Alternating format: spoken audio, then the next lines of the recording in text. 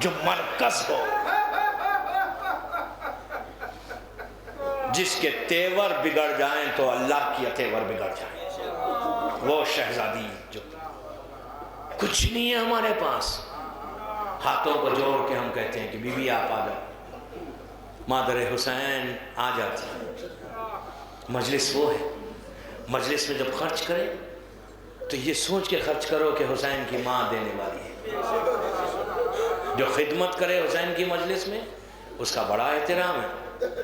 آپ کے سامنے سبیل نظر حسین بیٹھے ہوئے، اللہ اس مومن کو سلامت رکھے۔ آج 50 سال سے انہوں نے مجھے بتایا کہ یہ سبیل کا کام کرتے ہیں، مولا کے نام پہ پانی پلاتے ہیں، بہت بڑی بات ہے، پیاسوں کے نام پہ پانی پلانا۔ غریب آدمی جو بھی آپ امداد کر سکتے ہیں ان کو کریں۔ اس نے حسین کے نام پہ عزاداروں کو پانی پلایا، جو بھی آپ ان کی ہیلپ کر سکتے کریں، ان کی خواہش ہے۔ بہرحال عزاداری ہماری آئیڈینٹی ہے، عزاداری کی پہچان، عزاداری کا مقام کیا ہے؟ اس مومن کے دل سے پوچھو جو واقعہ کربلا کے بعد مدینے میں چوتھے امام کے پاس آ کے کہنے لگا، مولا میرے گھر میں خوشی ہے، مولا خوشی ہے، مولا آپ اس خوشی میں شریک ہو جائیں۔ آپ میرے گھر میں تشریف لائے۔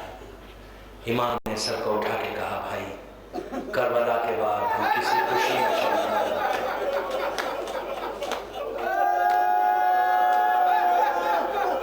کربلا کے بعد ہم کسی خوشی میں شریک نہیں ہوتے۔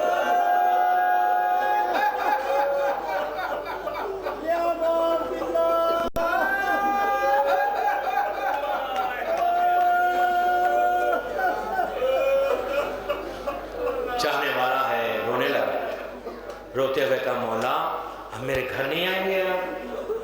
اس زمانے میں چاہنے والوں کی معراج یہ تھی، آج بھی ہماری معراج، چاہنے والوں کی معراج تھی کہ امام آ جائے اس کے گھر۔ وہ جانتے تھے کہ امام کے قدم پڑیں گے تو کیسی برکت ہوگی، کیسی زندگی بدل جائے گی۔ ہاتھوں کو جوڑ کے کہنے لگا، مولا کیا پھر آپ میرے گھر نہیں آئیں گے کبھی؟ تو امام نے کہا، نہیں میں ضرور آؤں گا۔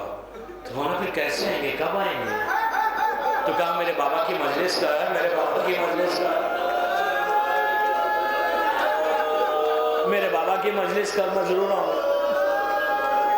تو اب اندازہ لگاؤ کہ بابا کی مجلس امام کو کتنا پسند ہے۔ مجلس کو کبھی کم مت سمجھو، مجلس کو کبھی کم مت سمجھو۔ مجلس بہت بڑی نعمت ہے، بہت بڑی نعمت ہے جو ہم کو ملی۔ ہم خوش نصیب ہیں، 24 گھنٹے اس کا شکر ادا کریں تو بھی کم نہیں ہوگا کہ اتنی بڑی نعمت اللہ نے ہم کو دی، ہمارے ذمے کی۔ اب ہماری ذمہ داری ہے کہ اس مجلسوں کو ہم سینہ بسینہ آگے بڑھائیں۔ آپ یاد رکھیں کہ عزاداری کے لیے بڑی لوگوں نے جانیں دی ہیں، عورتیں بیوہ ہوئی ہیں، بچے یتیم ہوئے ہیں اس عزاداری کو باقی رکھنے کے لیے۔ عورتوں نے اپنے بچوں کو بیچ دیا لیکن عزاداری کو باقی رکھا۔ تو اب ہماری بھی ذمہ داری ہے کہ ہم عزاداری کو ایسے مضبوط کریں کہ آپ کے بعد کوئی اور کرے، لیکن عزاداری جیسے ہونی تھی ویسی عزاداری کر کے سینہ بہ سینہ لے کے جائیں۔ پھر دیکھیں کہ جب تک عزاداری آپ کے گھر میں ہوتی رہے گی آپ کو عزت ملتی جائے گی۔ عزاداری ہماری عزت ہے، ہماری عزت عزاداری حسین ہے۔ اس نے کہا، مولا پھر کیسے آئیں گے؟ تو کہا، تو میرے بابا کی مجلس کا۔ خوش ہو گیا، کہا، مولا آپ آئیں گے نا؟ تو کہا، تو اعلان کر دے۔ یہ خوشی خوشی گھر گیا، اس نے تاریخ کو فکس کیا، وقت کو فکس کیا، امام کے پاس آ کے کہنے لگا، مولا فلاں دن فلاں وقت پہ میرے گھر پہ مجلس ہے، لیکن مولا آپ کو میں آ کے سواری لا کے لے کے جاؤں گا، آپ اپنے گھر میں رہنا، میں آ کے آپ کو لے کے جاؤں گا۔ وقت آنے سے پہلے بس عزیزو اس نے اعلان کیا مدینے میں کہ میرے گھر میں حسین کی ذکر ہے۔ عام اعلان تو نہیں کر سکتا تھا اس لیے کہ دشمن ماحول ہے۔ جتنے پورے خاندان والے جو بھی دوست احباب تھے ان سب کو بتایا کہ دیکھو میرے گھر پہ مجلس ہے، اور بار بار یہ کہتا تھا دیکھو مجلس ہے اور حسین کا بیٹا آئے گا مجلس، میرا سید و سردار آئے گا۔ وعدہ کیا، وعدہ کیا۔ امام نے مجھ سے وعدہ کیا ہے وہ آئیں گے مجلس میں. لوگ آنے لگے, چھپ کے آنے لگے, اس کا گھر بھر گیا. لیکن وہ کہتا ہے عجیب بات ہوئی, مقررہ وقت سے پہلے میں نے دیکھا میرا سید و سردار, کربلا کا عزادار, کربلا کا ماتمدار, سر کو جھکا کے آہستہ آہستہ اس کے گھر کے دروازے پہ آ گیا. اس نے ہاتھوں کو جوڑ کے کہا مولا آپ کیوں آئے؟ مولا میں آ کے لے کے جاتا. تو امام کے اس جملے کو یاد کرو, امام نے کہا کہ مجلس میں تجھے بلانے کی ضرورت نہیں ہے, تو اعلان کر ہم مجلس میں آئیں گے.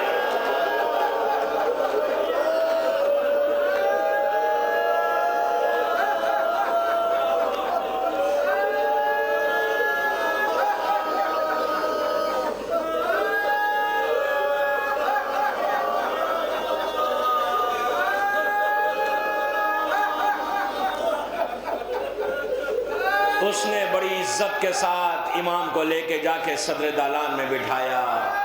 پورے عزادار آ کر مجلس میں بیٹھ گئے. ذاکر امام نہیں تھا. امام نے کہا میں ذاکر ہی نہیں کروں. ذاکر ایک شاعر تھا. وہ جیسا بھی منبر تھا اس منبر پہ گیا اور اس نے شہادت حسین ابن علی کا مرثیہ پڑھا. جو بھی جس انداز سے بھی پڑھنا تھا, جتنے اشعار بھی پڑھنا تھا, اس نے اس اشعار کو پڑھنا شروع کیا.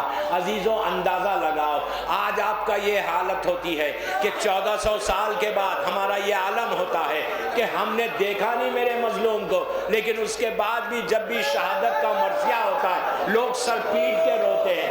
اندازہ لگاؤ کہ وہ کیسی مجلس ہوگی جہاں سامنے حسین کا بیٹا بیٹھا ہوا تھا اور حسین کا مصائب ہو رہے تھے. اتنی بکا ہوئی, اتنی گریہ ہوئی, سر پیٹ کے لوگ رونے لگے. مجلس کا طریقہ بھی یہ ہے کہ سر مار کے رو, اس لیے کہ یہ سوچ کے رو کہ فاطمہ بھی سر پیٹ کے روتی ہے. بس عزادارو, بانی مجلس غش کھا کے گر گیا. مجلس سے افاقہ ہوا. جب اس کو افاقہ ہوا غش سے تو دیکھا جہاں امام کو بٹھایا ہے وہاں نظر نہیں آتے. ڈھونڈنے لگا, دیکھا کہ جہاں مجلس میں آنے والوں نے اپنے جوتے اتارے وہاں امام بیٹھا ہوا ہے. ہاتھوں کو جوڑ کے کہنے لگا مولا مجھ سے خطا کیا ہوئی؟ امام نے کہا جو میں دیکھ رہا وہ تو نہیں دیکھتا. اس مجلس میں میری دادی فاطمہ ہے.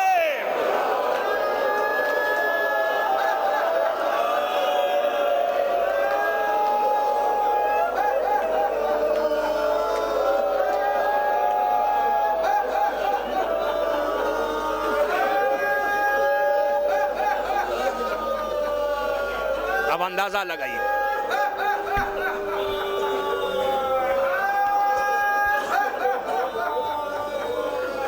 عزاداری بہت بڑی عزت ہے. پتہ نہیں اس مجلس میں کون ہے, پتہ نہیں اس مجلس میں کون کون بیٹھا ہوا ہے. ہو سکتا کربلا کا وہ بیمار ہو سکتا حسین کی ماں. اگر میرا شہزادی میرا امام موجود ہے تو ہاتھوں کو جوڑ کے یہی کہو مولا آپ کے بابا کے یہ عزادار ہیں جو مجلسوں کے استقبال کے لیے جمع ہوئے. اس سال ہم عزاداری ایسے کریں بی بی آپ کے دل کو سکون ملے. عزیزو حسین کی ماں بڑی غریب بی بی. یہ وہ بی بی ہے کہ جو چند سال صرف راحت کے سال تھے بی بی کے. چند سال کچھ خوشی کے سال تھے. ایک دفعہ بابا کی آنکھ بند ہوئی, پہاڑ ٹوٹ گئے اس بیوی کے. 28 صفر 11 ہجری سے آج تک مادر حسین کبھی بابا کا ماتم کرتے رہے, کبھی علی کا کیا, کبھی حسن کا کیا. عاشورہ 61 ہجری سے مسلسل حسین کا ماتم ہے. اور اس کے بعد اب جہاں جہاں مجلس حسین ہوتی ہے وہاں بی بی آتی ہے اور آ کر چاہنے والوں کو دعا دے کے جاتی ہے. جو بی بی کی دعا ہی ہے جو آج ہم زندہ بھی ہیں. ورنہ دنیا ہمیں ختم کر دیتی، یہ عزاداری ختم ہو جاتی، یہ عزاداری کی بقا، عزاداری بچی ہوئی جو ہے وہ مادر حسین کی دعا ہے جو مسلسل ہمارے ساتھ ہے۔ بس دوستو، بانیان مجلس کی خواہش ہے کہ میں وہ واقعہ ضرور پڑھوں کہ جو عزاداری سے منسوب ہے اور ایام عزا کے پہلے ایام میں پڑھا جاتا ہے کہ اصل جو عزاداری اب ہم کر رہے ہیں استقبال عزاداری میں، یہ سب سے امپورٹنٹ واقعہ ہے جو ہمارے مورل کو بوسٹ بھی کرتا، ہماری ہمتوں کو آگے بھی کرتا، ہمارے یقین میں اس معراج تک ہم کو لے کے جاتا، ہم کو ہمت بھی ملتی کہ ہم جو عزاداری کر رہے ہیں ہم اکیلے نہیں ہیں، ہمارے ساتھ کوئی اور ہے۔ اور وہ اس بیوی کی دعا، اس ماں کی طاقت، بیوی یہ بھی نہیں دیکھتی کہ بڑے گھر والے یا بڑے لوگ، غریب بھی ہوتا، سب کے پاس جاتی بیوی، سب کے پاس جاتی بیوی، کسی ایک کے پاس نہیں۔ بیوی کہتی ہے کہ تم میرا بچے کا ماتم کرو، میں آ گئی۔ غریب غریب غریب تھی نا وہ عورت، اندھی تھی، اندھی تھی، لیکن اس کا خلوص کتنا تھا، یقین کتنا تھا کہ غریب عورت، بیوہ عورت، پیسے کی کوئی ریسورسز نہیں ہے، کہیں سے پیسہ نہیں، بیوہ ہے، چھوٹی بچی کو پال کے اوپر تک لے کر گئی، جوان بچی، محرم کا چاند آتا، گھر میں چھوٹا سا گھر، 2 کمروں کا گھر، مٹی کا مکان، چھوٹا سا حجرہ، ایک حجرے میں خود رہتی ہے، ایک حجرہ خالی ہے، کہتی ہے کہ اس حجرے کو میں حسین کا عزا خانہ بنا لوں، یہ میرے حسین کا عزا خانہ ہے، چھوٹا سا حجرہ، 5 علم روایت میں اس واقعے میں ہے کہ چھوٹے چھوٹے علم تھے، 5 علم تھے، علم کی بڑی اہمیت ہے، گھر میں ہمیشہ سال بھر استعمال کر کے رکھیں، اس ایک علم تو ضرور رکھنا مولا عباس کا اپنے گھر میں، اتنی برکت ہے علم کی کہ جس گھر میں مولا عباس کا علم ہوتا ہے نا، اس گھر میں پھر مصیبتیں نہیں آتی، رحمت ہی رحمت ہے، اس لیے کہ یہ وہ غریب عباس ہے کہ جس کی کوئی خواہش پوری نہیں ہوئی۔ اپنے گھروں کو سجاؤ عاشق خانوں سے، عزا خانوں سے، 2 مہینے 8 دن نہیں، سال بھر گھر میں علم رکھو، ایک علم تو ضرور رکھنا مولا عباس کا، 5 رکھو 10 رکھو تو بہت اچھا ہے، لیکن مولا عباس کا علم ضرور رکھنا، امام کا علم رکھنا۔ اور ایک بات اور بتاؤں،